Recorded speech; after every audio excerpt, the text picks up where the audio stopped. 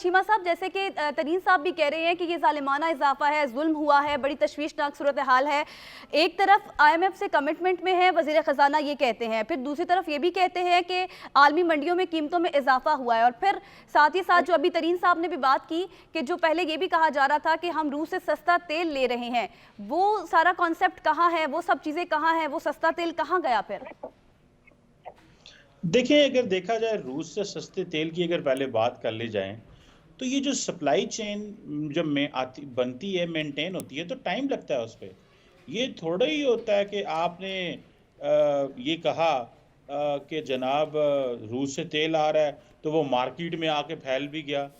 उसकी जो supply chain है, कितना तेल आया, कितना रिफाइन हुआ, वो कहाँ कहाँ पे पहुंचा, वो कैसे पहुंचा, उसकी क्या प्राइस मेंटेन हो रही है और कितना तेल आया है। एक जहाज आया तो आप कहेंगे कि 25 करोड़ लोगों के लिए तेल पूरा हो गया। मेरा ख्याल है कि ये लार्जली ये थोड़ा जो है वो जिसे वो कहते हैं ना कि अनजस्टिफाइड सी डिमांड है। एक दूसरी बात, IMF की तरफ चले जाएं।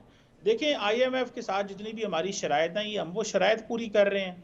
किस हुकूमत का दिल करेगा 20 रुपए लीटर जो है वो तेल, वो भी इलेक्शन में जाते वक्त 20 रुपए लीटर तेल बढ़ा जाए? किस हुकूमत का दिल करेगा? अनपॉपुलर फैसला ये, लेकिन इसका मतलब क्या है? इसका मतलब ये सख्त फैसले करने पड़ेंगे, और अगर आप सख्त फैसले नहीं करते तो मीठी मीठी फैसले करेंगे तो फिर मुल्क नहीं चल सकता। लेकिन ये बात जरूर होनी चाहिए कि सियासतदान वंस फॉर ऑल हमारे साथ पार्लियामेंट में बैठ के, हमें अब तो हुकूमत खत्म हो रही है, लेकिन जब नेक्स्ट गवर्नमेंट आती है तो पार्लियामेंट में बैठ के एक दफा सच बोले अवाम के साथ, हम यहाँ पे खड़े हैं, हमारा ये मसला है।